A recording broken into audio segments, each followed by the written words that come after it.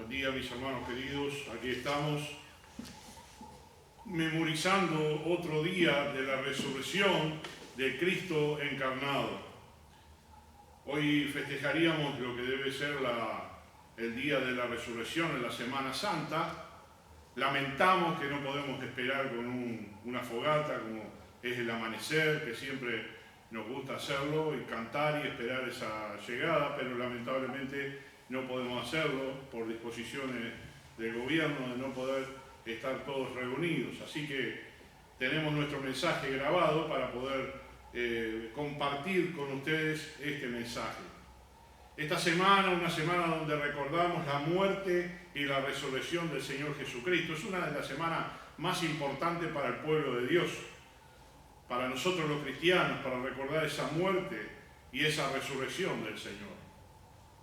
Vamos a tratar hoy en esta mañana en la introducción la muerte de Cristo y su resurrección son parte de una sola y estupenda empresa divina. Si Él no hubiera muerto, tampoco hubiera base sobre la cual podían descansar las poderosas realidades de la resurrección.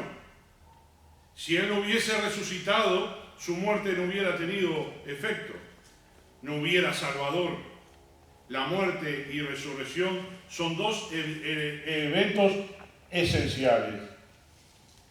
Vamos a mirar un poquito lo que decían varios versículos en la palabra de Dios y que estaba escrito en el Antiguo Testamento. Voy a citar primero Lucas capítulo 24, versículo 44.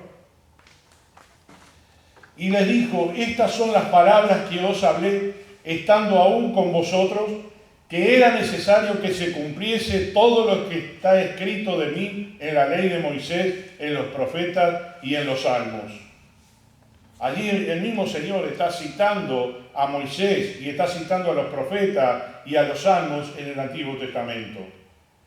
En el libro de Job, capítulo 19, versículo 25 y 26, Job está escribiendo estas palabras: yo sé que mi Redentor vive y al fin se levantará sobre el polvo, y después de deshecha esta mi piel, en mi carne he de ver a Dios.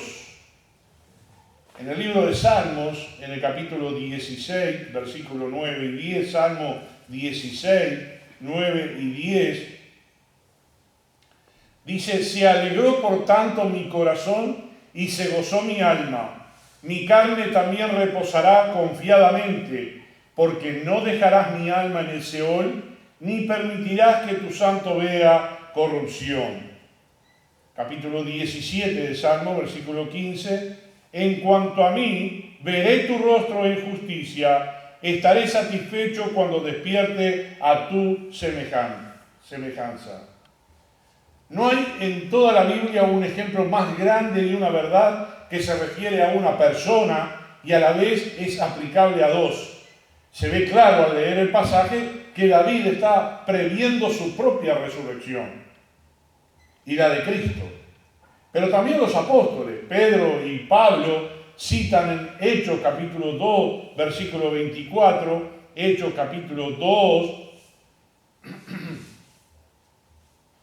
versículo 24, ahí hay varios versículos que les voy a leer, Hechos 2, 24 hasta el 32, dice: al cual Dios levantó, suelto los dolores de la muerte, por cuanto era imposible que fuese retenido por ella. Porque David dice de él: veía al Señor siempre delante de mí, porque está a mi diestra, no seré conmovido. Por lo cual mi corazón se alegró, y aún mi carne descansará en esperanza, porque no dejarás mi alma en el jade, ni permitirás que tu santo vea corrupción. Me hiciste conocer los caminos de la vida, me llenarás de gozo con tu presencia. Varones hermanos, se os puede decir libremente del patriarca David, que murió y fue sepultado, y su sepulcro está con nosotros hasta el día de hoy. Pero siendo profeta, y sabiendo que con juramento Dios le había jurado que de su descendencia, en cuanto a la carne, levantaría al Cristo para que se sentase en su trono, viéndolo antes, habló de la resurrección de Cristo, que su alma no fue dejada en el Jade, ni que su carne vio corrupción. A este Jesús resucitó Dios, de lo cual todos nosotros somos testigos. Así que exaltado por la diestra de Dios, y habiendo recibido del Padre la promesa del Espíritu Santo, ha derramado esto que vosotros veis y oís. Porque David no subió a los cielos, pero él mismo dice: dijo el Señor a mi Señor, siéntate a mi diestra hasta que ponga a tus enemigos por estrado de tus pies. Sepa pues ciertísimamente toda la casa de Israel que a este Jesús, a quien vosotros crucificaste, Dios le ha hecho Señor y Cristo. Al oír esto se compungieron de corazón y dijeron a Pedro y a los otros apóstoles: varones hermanos, ¿qué haremos? Pedro les dijo: arrepentíos y bautícese cada uno en el nombre de Jesucristo para perdón de los pecados y recibiréis el don del Espíritu Santo.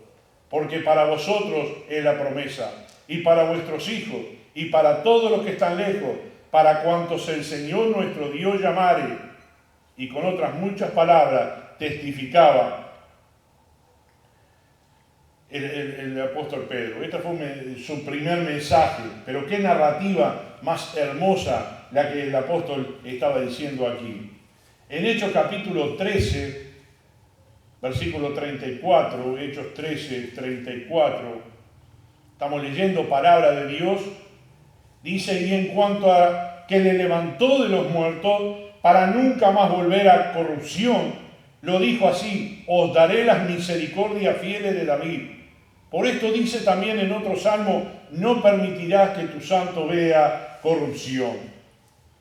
Es notable aquí que el apóstol Pedro y el apóstol Pablo, los dos hicieron hincapié en la predicción de que Cristo no vería corrupción. Y aunque Él estuvo completamente muerto durante su muerte y resurrección, su cuerpo no vio corrupción. Hay un capítulo en la Biblia, en 1 Corintios 15, que habla sobre la resurrección. Le llamamos nosotros el capítulo de la resurrección. Ahí en 1 Corintios 15, versículo 42, dice: así también en la resurrección de los muertos. Se siembra en corrupción, resucitará en incorrupción. Se siembra en deshonra, resucitará en gloria. Se siembra en debilidad, resucitará en poder. Se siembra cuerpo animal, resucitará cuerpo espiritual. Hay cuerpo animal y hay cuerpo espiritual. Así también está escrito: fue hecho el primer hombre, Adán, alma viviente, el postrer Adán, espíritu vivificante. Mas lo espiritual no es primero, sino lo animal, luego lo espiritual. El primer hombre es de la tierra, terrenal. El segundo hombre, que es el Señor, es del cielo. Cual el terrenal, tales también los terrenales. Y cual el celestial, tales también los celestiales. Y así como hemos traído la imagen del terrenal, traeremos también la imagen del celestial. Por esto digo, hermanos, que la carne y la sangre no pueden heredar el reino de Dios, ni la corrupción heredará la incorrupción. He aquí os digo un misterio: no todos dormiremos, pero todos seremos transformados. En un momento, en un abrir y cerrar de ojos, a la final trompeta, porque se tocará la trompeta, y los muertos serán resucitados incorruptibles, y nosotros seremos transformados. Porque es necesario que esto corruptible se vista de incorrupción, y esto mortal se vista de inmortalidad. Y cuando esto corruptible se haya vestido de incorrupción, y esto mortal se haya vestido de inmortalidad, entonces se cumplirá la palabra que está escrita: sorbida es la muerte en victoria. Creemos en la palabra del Señor que seremos trasladados cuando el Señor venga, y le llamamos el rapto de la iglesia, que seremos transformados del estado mortal al inmortal, del corrupto al incorrupto, incorruptible. En un abrir y cerrar de ojos no habrá más corrupción. Así que Cristo, a pesar del tiempo que estuvo muerto, se distingue como el único que tiene inmortalidad. Él resucitó, resucitó con ese cuerpo incorruptible. Voy a leer en primera de Timoteo capítulo 6, versículo 16, 6-16.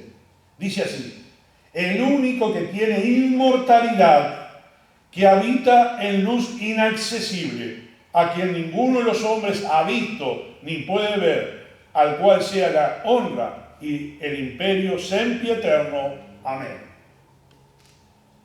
Así escribía el apóstol Pablo de la inmortalidad de Cristo. En Salmo 22 dice: anunciaré tu nombre a mis hermanos. En Salmo 118:22, la piedra que desecharon los edificadores ha venido a ser cabeza del ángulo. Aquí se ilustra la verdad de que Dios levantó a Cristo de entre los muertos por medio de la acción de los edificadores de desecharla. Y Dios lo levantó para que sea la principal piedra del edificio que viene a ser la iglesia.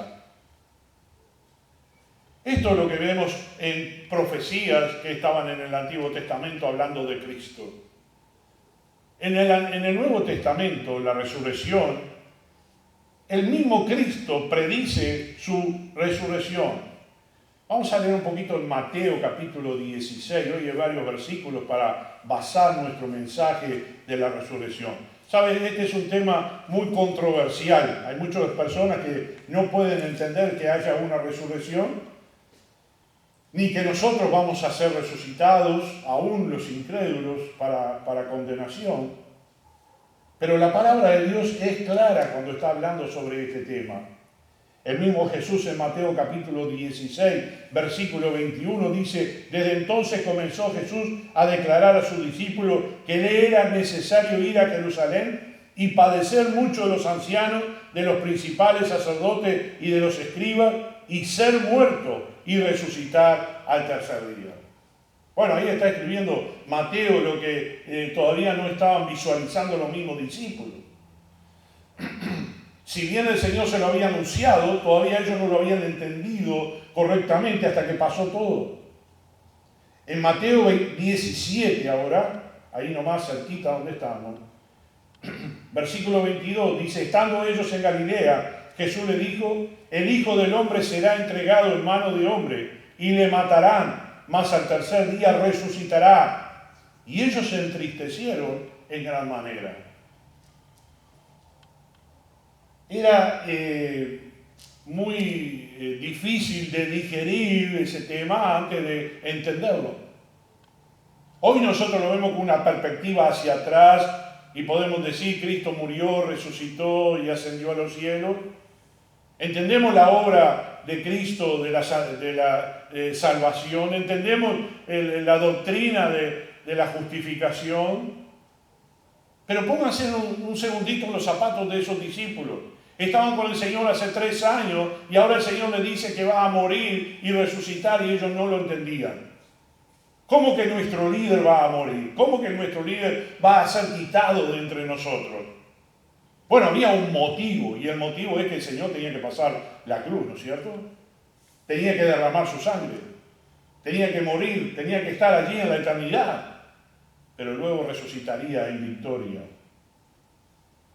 En Mateo capítulo 20, versículo 17, Mateo 20, 17, dice: subiendo Jesús a Jerusalén, tomó a sus 12 discípulos aparte en el camino y les dijo: he aquí subimos a Jerusalén, y el Hijo del Hombre será entregado a los principales sacerdotes y a los escribas, y le condenarán a muerte, y le entregarán a los gentiles para que le escarnezcan, le azoten y le crucifiquen, mas al tercer día resucitará.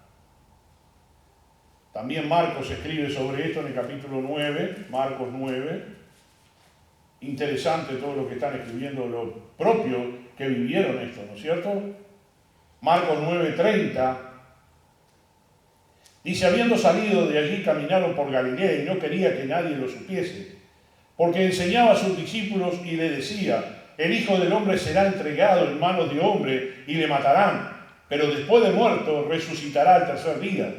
Pero ellos no entendían estas palabras y tenían miedo de preguntarle. Difícil, ¿no es cierto? Difícil, como recién habíamos hablado. Vamos a ir a Lucas ahora, en el capítulo 9, versículo 22. Lucas 9, 22. Qué impresionante la palabra del Señor, ¿no es cierto, hermanos queridos? Cómo el Señor les había dicho todas estas cosas y ellos mismos no podían comprenderla. Dice Lucas, y diciendo, es necesario que el Hijo del Hombre padezca muchas cosas y sea desechado por los ancianos, por los principales sacerdotes y por los escribas, y que sea muerto y resucite al tercer día. ¿Por qué estoy leyendo todos los evangelios? Para que comprendamos que no solo uno escribió esto, sino todos lo escribieron. Ya vamos a leer Juan también, pero antes vamos a leer el versículo 44 de este capítulo 9. Lucas 9, 44. Dice, haced que os penetre bien en los oídos estas palabras, porque acontecerá que el Hijo del Hombre será entregado en manos de hombre.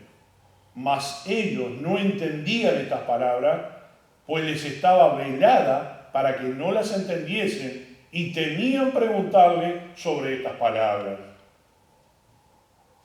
Vamos a ver a Juan. ¿Qué escribe Juan en el capítulo 2? Ay, hermanos queridos, qué tema impresionante, ¿no es cierto? Qué tema que es increíble lo que pasó. 2:19. Respondió Jesús y le dijo, destruid este templo y en 3 días lo levantaré.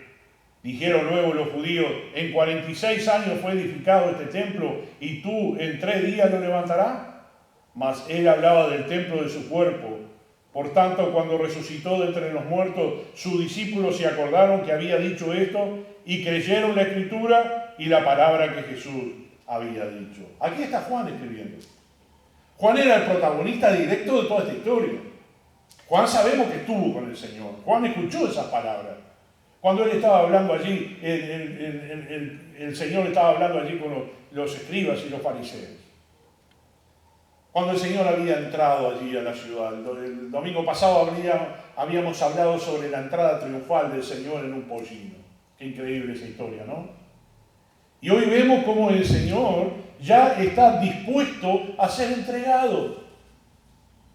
Y él mismo estaba prediciendo su muerte. Como el Señor sabía todo lo que iba a pasar. Pero me gusta esa escritura que dice, ellos no lo entendían porque estaban velados su conocimiento, su entendimiento. Pero luego, dice Juan escribiendo, cuando pasaron todas las cosas, los discípulos se acordaron de las palabras del Señor. No cayó en saco roto. La palabra dio su fruto a su tiempo. El Señor se lo dijo unos días antes, se los predijo, y luego que acontecieron todas las cosas, entendieron las Escrituras, dice Juan, allí en el capítulo 2. En el capítulo 10, en el versículo 17, dice, por eso me ama el Padre, escuchen bien, porque yo pongo mi vida para volverla a tomar. Nadie me la quita, sino que yo de mí mismo la pongo. Tengo poder para ponerla y tengo poder para volverla a tomar. Este mandamiento recibí de mi Padre. El Señor, antes de que pase todas estas cosas, ya estaba diciendo que Él ponía su vida por nosotros. Entendamos que este no es una semana para comer un huevo Pascua, para festejar una Pascua en memoria de algo que, o podemos tener una cena del Señor, podemos tener un amanecer. Puede que seamos muy religiosos en eso. Entendamos que aquí era la clave de la vida eterna. La clave de la vida eterna es que si el Señor no hubiese muerto en esa cruz, ni tú ni yo teníamos salvación. Si Cristo no hubiese resucitado, no hubiese completado la obra.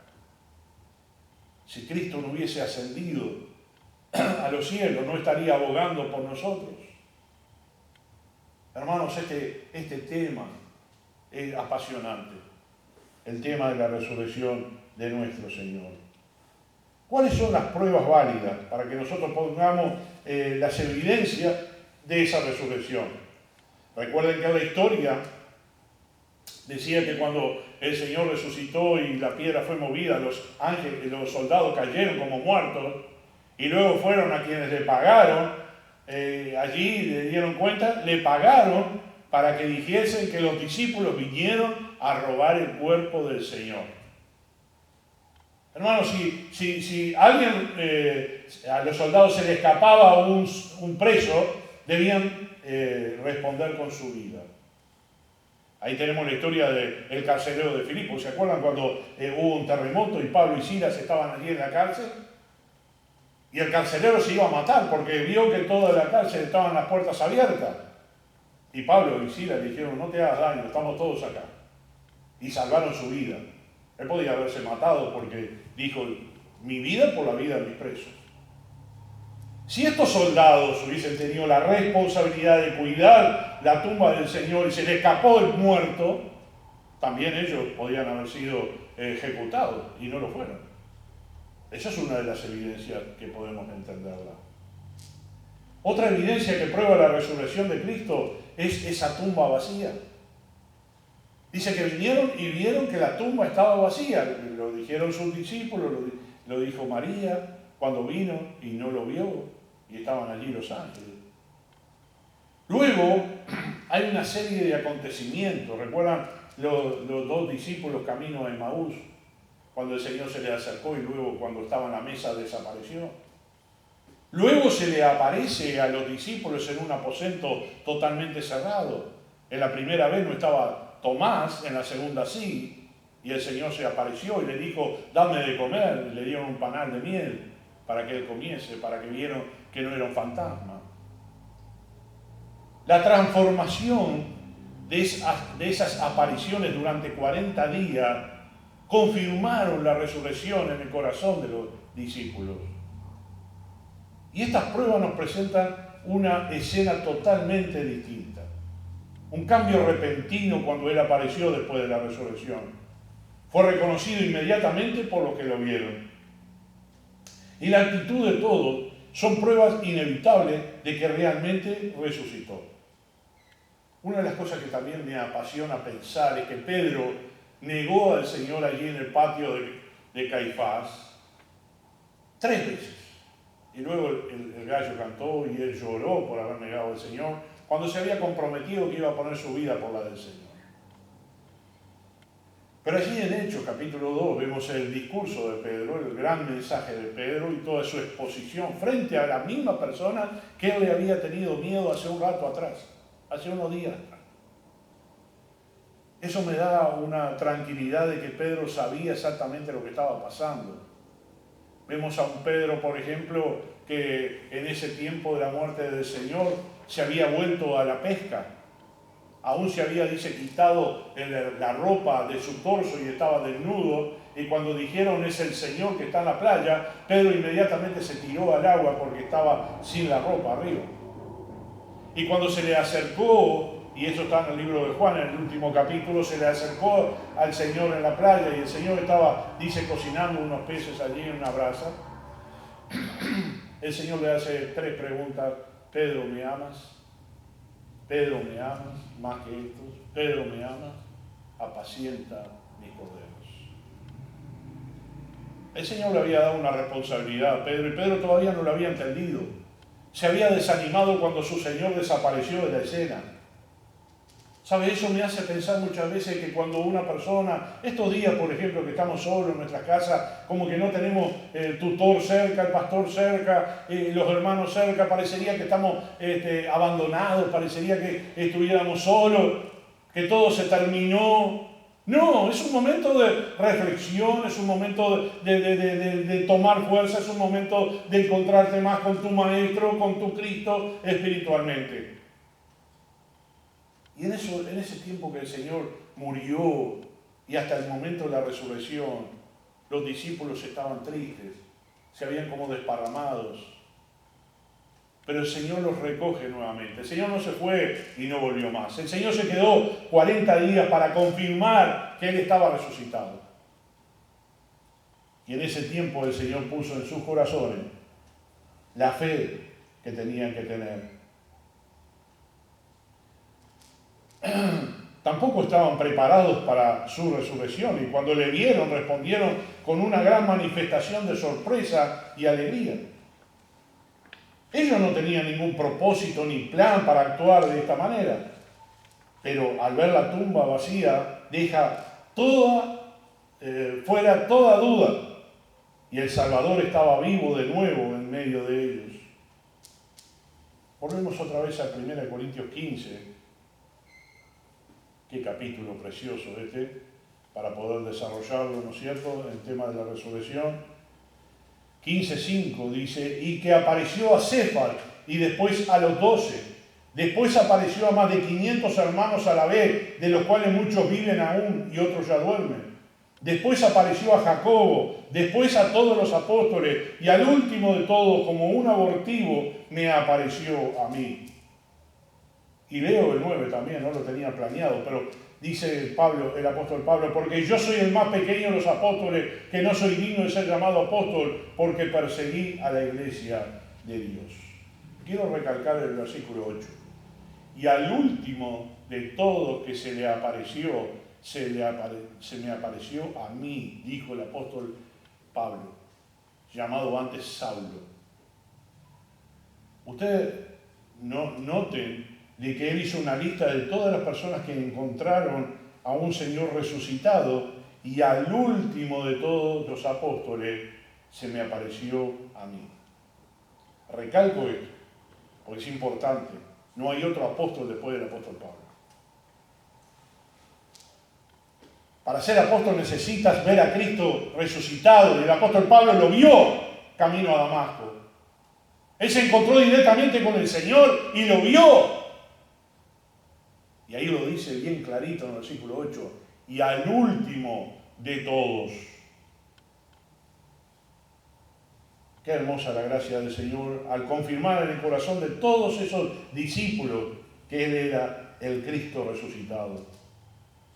Cuando el apóstol Pablo vio, y era Saulo, lo vio al Señor camino a Damasco, fue transformado su corazón. Cuando el Señor le dijo, ¿por qué me persigues, Saulo? ¿Y tú quién eres? Yo soy el Cristo a quien tú persigues. Directamente él no estaba persiguiendo a Cristo, porque Cristo estaba en el cielo. ¿A quién estaba persiguiendo? A la iglesia de Cristo. ¿A quién estaba llevando cautivo? A los niños, a las mujeres. Iba con cartas a Damasco para hacer esa labor de perseguir a la iglesia de Cristo. Me estás persiguiendo a mí, Pablo, Saulo.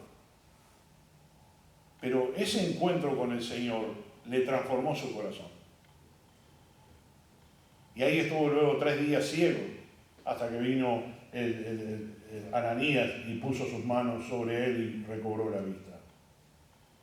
La real evidencia histórica de la resurrección es el hecho de que fue creída, predicada, propagada, y se predijo su fruto y el efecto en el nuevo fenómeno que es la iglesia cristiana, mucho tiempo antes que los evangelios fueran escritos. La iglesia es antes del Nuevo Testamento.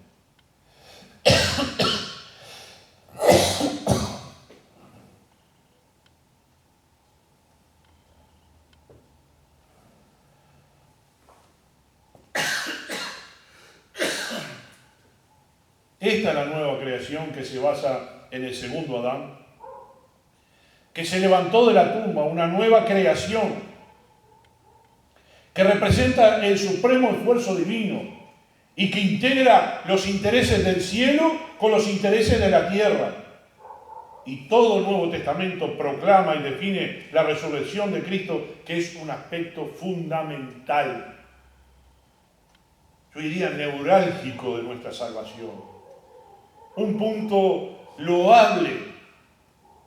El más grande propósito divino se está cumpliendo sobre la certeza de la resurrección de Cristo.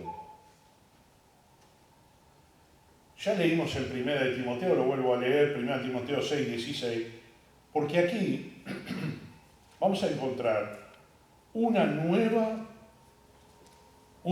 orden de seres transformados. Dice el versículo de 1 Timoteo 6, 16, que ya lo leímos hace un ratito, dice, el único que tiene inmortalidad, que habita en luz inaccesible. El Cristo resucitado tiene un nuevo concepto de seres transformados. Habíamos leído que en un abrir y cerrar de ojos nuestro cuerpo será transformado. Tendremos un cuerpo inmortal, como el del primogénito Hijo de Dios, que tiene inmortalidad y que habita en luz inaccesible, una luz que nosotros no podemos ver, que nuestros ojos terrenales no la pueden ver. La Biblia dice que nadie puede ver a Dios y vivir por su esplendor, no solo por su luz, sino por su inmensidad. ¿Recuerdan a Moisés cuando le pidió verlo a Dios? Y Dios le dijo, póngase allí entre dos peñas y verás mi espalda, no me vas a ver a mí. Y luego Moisés quedó con su rostro iluminado por mucho tiempo que la gente no podía verlo. Tuvo que ponerse un velo para que la gente pudiera ver a Moisés. Pero no lo vio, porque era muy fuerte esa luz. Luz inaccesible, dice la palabra de Dios. O sea, que comenzó un nuevo concepto de seres creados, transformados. Y existe una diferencia entre la gloria de Cristo encarnado y la gloria de Cristo resucitado. La resurrección de Cristo significa mucho más que el hecho de volver a vivir. Tal regreso ocurrió en todos los registros de las resurrecciones que vemos en la Biblia. Cómo regresaron a su estado anterior y tendrían en consecuencia una segunda muerte. ¿Recuerdan a Lázaro? Lázaro fue resucitado. También dice que cuando Cristo estaba crucificado, muchos volvieron a vivir. Pero Lázaro volvió a morir en el cuerpo mortal que tenía. Cuando Lázaro vino, fue sacado, o él mismo salió de la tumba, luego le desataron, y Marta y María estaban allí felices de la vida de encontrarse otra vez con su hermano. Pero Lázaro no resucitó en inmortalidad. Lázaro resucitó en el cuerpo mortal, si no hasta el día de hoy Lázaro estuviera viviendo entre nosotros. Así que el cuerpo de ese Lázaro era un cuerpo mortal, tal cual el cuerpo lo tenía antes y murió más adelante. Otros que han resucitado también han muerto. Pero el primogénito de entre los muertos, el Cristo resucitado, es muy diferente su cuerpo al cuerpo de los otros resucitados. Porque el cuerpo de Cristo es un cuerpo inmortal. ¿Recuerdan ustedes, mis queridos hermanos, cuando el Señor les apareció estando, dice, el aposento cerrado, las puertas estaban cerradas y Él apareció en medio de ellos? Y luego desapareció. Estaba con los discípulos en Emaús, se sentó a la mesa y cuando partió el pan y dio gracias, desapareció. En un momento estaba en Jerusalén, en otro momento estaba en Galilea. El cuerpo del Señor era un cuerpo diferente. Ese cuerpo, alma, espíritu se convirtió en un nuevo ser glorificado. Y Él es el primero y el único ser que hasta ahora de todos los habitantes de la tierra ha entrado a la inmortalidad. En 2 Timoteo capítulo 1, versículo 10, dice, pero que ahora ha sido manifestada por la aparición de nuestro Salvador Jesucristo, el cual quitó la muerte y sacó a luz la vida y la inmortalidad por el Evangelio. La inmortalidad se refiere al cuerpo, no al alma o al espíritu. Nadie más que Él recibió este nuevo cuerpo inmortal, glorificado, unido a la deidad de Dios y se constituye en la persona del Dios hombre, el Salvador exaltado. Vamos a ver 7 razones por las que Cristo resucitó. La primera, resucitó por ser Él quien es. Y el apóstol Pedro lo decía ahí en el sermón del Pentecostés, ninguna situación más anormal que la entrada del Dios hombre a los reinos de la muerte. Él es la fuente de la vida, dice el apóstol Juan en capítulo 5, versículo 26. Juan 5, 26. Porque como el Padre tiene vida en sí mismo, así también ha dado al Hijo el tener vida en sí mismo. Vuelvo a repetir. Porque como el Padre tiene vida en sí mismo, así también ha dado al Hijo el tener vida en sí mismo. Lo hizo por amor, para que los salvos puedan ir a la presencia de Dios. Por ser quien es, tenía que levantarse de la tumba. Cristo resucitó porque Él era el Hijo de Dios y lo hizo por amor a nosotros. Segunda cosa, resucitó para cumplir el pacto a David. En 2 de Samuel capítulo 7, no lo voy a leer ahora, a David le prometió un trono eterno, un rey eterno. Y el Señor Jesús viene de la línea de David. Por eso no era extraño que Él dejase honrar cuando entraba en el pollino. No fue un acto por casualidad, fue un acto premeditado. Y así lo decía Zacarías 9:9, ¿no? Cuando dice que el rey iba a entrar en un pollino. Así que Él lo hizo para cumplir el pacto a David. Y el pacto a David se cumplió. Jesús es hijo de David. En tercer lugar, resucitó para poder convertirse en la fuente de la vida resucitada. Cuando Cristo resucitó y se encontró con sus discípulos en el lugar que estaban reunidos, en Juan capítulo 20, versículo 22, Juan 20, 22. Juan 20, 22. Dice, y habiendo dicho esto, sopló y le dijo, recibí el Espíritu Santo. Del mismo modo, cada creyente nació de arriba y recibió la naturaleza divina cuando creyó en Cristo. Desde ese momento, el mismo Cristo está en su corazón como esperanza de gloria. Colosenses capítulo 1, versículo 27. Colosenses capítulo 1, versículo 27. Dice, a quienes Dios quiso dar a conocer las riquezas de la gloria de este misterio entre los gentiles, que es en Cristo en vosotros, la esperanza de gloria. ¿Qué esperanza tenemos nosotros ahora? La esperanza de tener ese cuerpo resucitado, la esperanza de vivir eternamente en los cielos. Dice Juan 10:10, el ladrón no viene sino para hurtar y matar y destruir. Yo he venido, escuche, para que tengan vida y para que la tengan en abundancia. Yo soy el buen pastor su vida da por las ovejas. Juan 10:11. El Señor Jesucristo vino para darnos y convertirnos en esa fuente de vida resucitada. Él resucitó para que nosotros resucitáramos con Él. En cuarto lugar, resucitó para poder convertirse en la fuente de poder de la resurrección. Primero vimos la fuente de la vida resucitada, ahora vemos la fuente de poder en Mateo capítulo 28, versículo 18.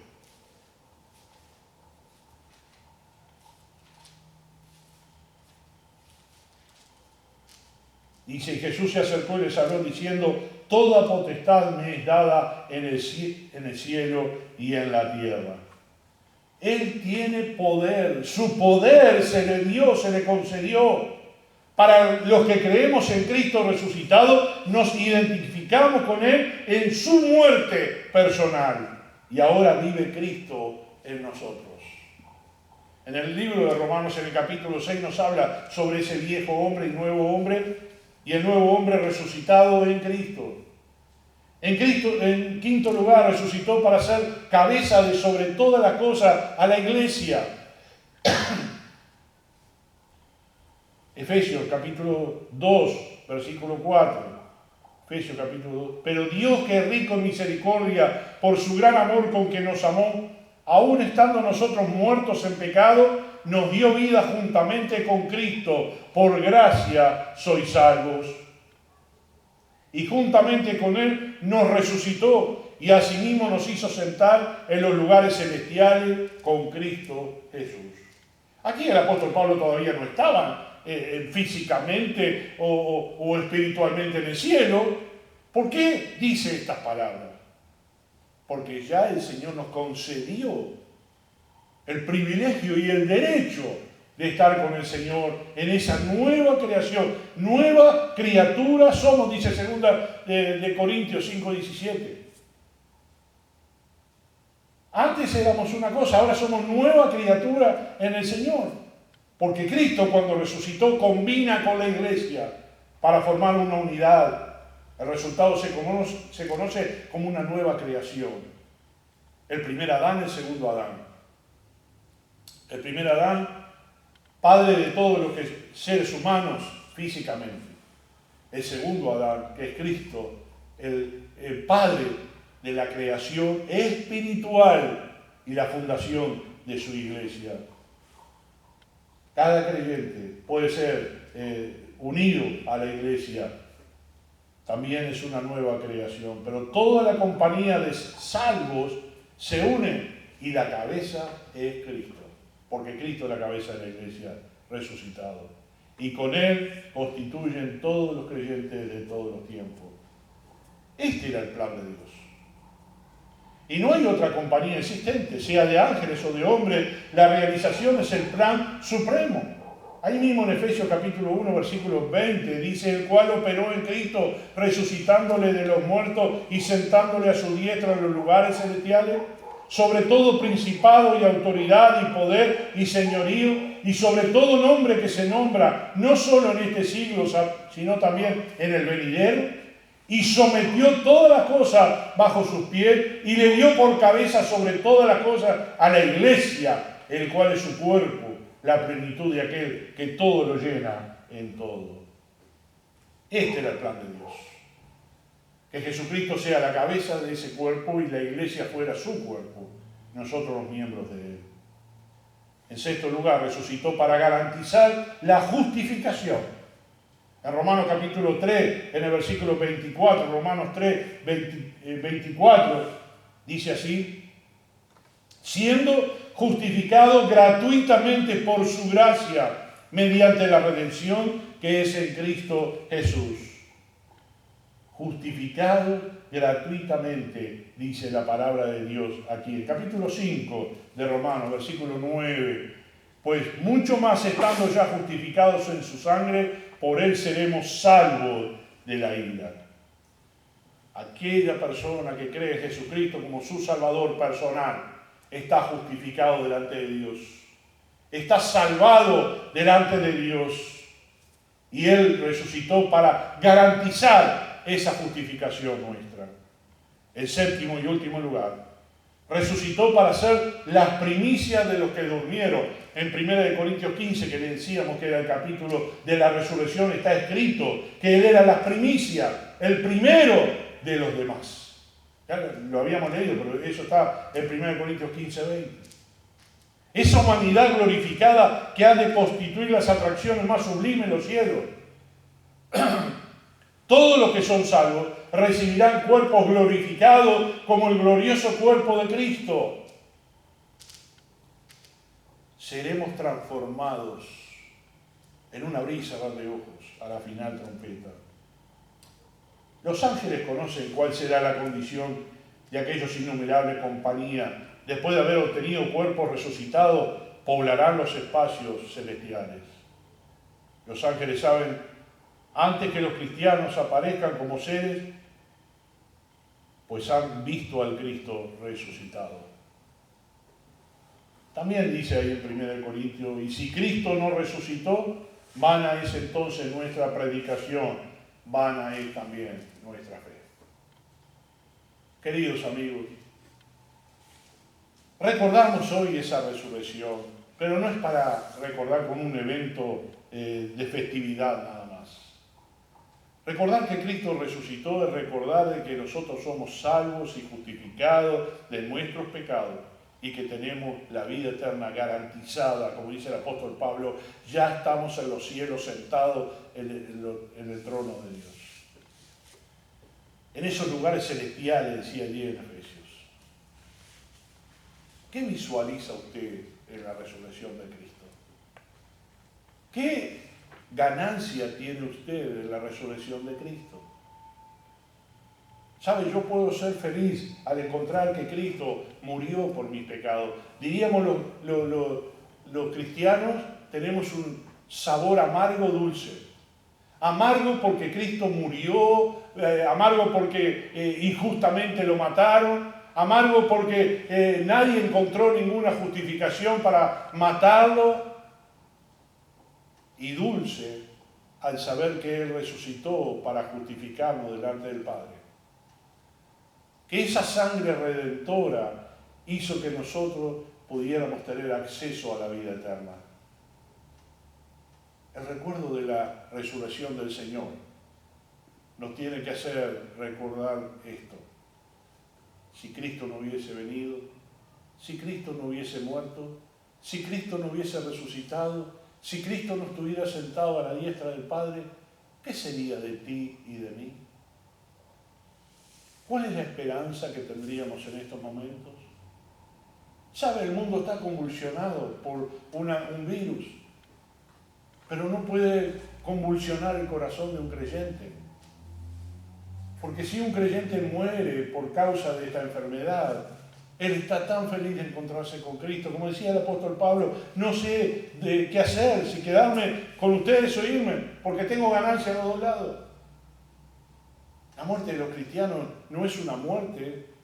La muerte de un cristiano es reconocer de que vamos a encontrarnos con Cristo, porque Él nos prometió que Él resucitó para nuestra justificación. Te invito en esta mañana a que tú reconozcas a Cristo como tu Salvador personal. Si nunca has aceptado a Cristo como tu Salvador, si nunca lo reconociste como tu Salvador personal, escucha, diferencia algo. Tú puedes decir, yo creo en Cristo, creo en la historia, creo en Dios. El creer no es suficiente, tienes que aceptarlo como tu Salvador personal, que Él te está ofreciendo la salvación gratuitamente. No hay otra cosa, no hay otra manera de hacerlo. La única manera es que tú pidas perdón por tus pecados, te arrepientas y reconozcas que Cristo murió por tus pecados, y ahí eres salvo, eres hijo de Dios. Y debe haber una transformación en tu vida, una conversión en tu vida. Ojalá que en este año y en este día tú puedas reconocer que Cristo es tu Salvador. No importa dónde estés, en tu casa, en una iglesia o en la calle, donde estés, ora al Señor. Dile al Señor que tú crees en Él, que Él murió en tu lugar y que hoy quieres la salvación, que Él sea tu Salvador personal. ¿Sabes? Yo puedo tener palabras muy lindas para convencerte, pero la Biblia me enseña que no es por mi manera de hablar, sino porque el Espíritu Santo te convenció de que eres un pecador y que necesitas a Cristo. Cuando el Señor está tocando la puerta de tu corazón, cuando el Señor está hablándote a tu mente, permítele que Él opere un cambio en tu vida. Y ahí, a partir de ese momento, comenzará un nuevo caminar en Cristo. Sería bueno que nos hables a nosotros, que nos escribas. Ahí tienes toda la información en la página del canal de la iglesia. Si no, Iglesia Bautista Maldonado en Facebook. Ahí tienes nuestra dirección de correo, tienes nuestro teléfono. Estamos acá en Barrio San Gabriel, en Maldonado, para tenderte una mano. Si vives en otro departamento, escríbenos y te vamos a indicar en qué departamento hay una iglesia fundamental, independiente, una iglesia que tiene bases bíblicas, y te vamos a guiar. Hay pastores por todos lados. Gracias a Dios por esos hermosos pastores que entregaron su vida para predicar el Evangelio hoy. ¿Sabes una cosa? Nosotros solo somos emisarios. Solo somos mensajeros, no somos los poderosos, no tenemos poder propio. Nosotros tenemos un mensaje que te lo queremos transmitir. Y el mensaje es: cree en el Señor Jesucristo y serás salvo. Que Dios te bendiga. Vamos a orar. Amado Padre que estás en el cielo, te damos gracias, Señor, por esta mañana. Te damos gracias por el día que memorizamos esta resurrección. Te damos gracias por esa muerte y esa resurrección del Señor Jesucristo. Te damos gracias porque en tu favor, en tu plan divino, tú, Señor, planificaste la iglesia, y la iglesia comienza en el momento en que tú moriste por nosotros y somos salvos a través de la fe. Gracias, Señor, por todo el plan, y hoy queremos decirte que te amamos, queremos servirte y queremos ganar almas para Cristo, a convencerla, Señor, del error de su camino. Obra, Señor, a través de este mensaje, para que haya almas en este momento que puedan orar, arrodillados, sentados, no importa de qué manera, pero en una posición de humildad delante de ti, que ellos puedan reconocer que Jesucristo es su Salvador personal, que murió y resucitó y ascendió a los cielos para su salvación. Hoy operando, gracias al Espíritu Santo, en nuestra vida y en nuestros corazones, queremos darte gracias, Señor, por la iglesia, en el nombre de Jesús.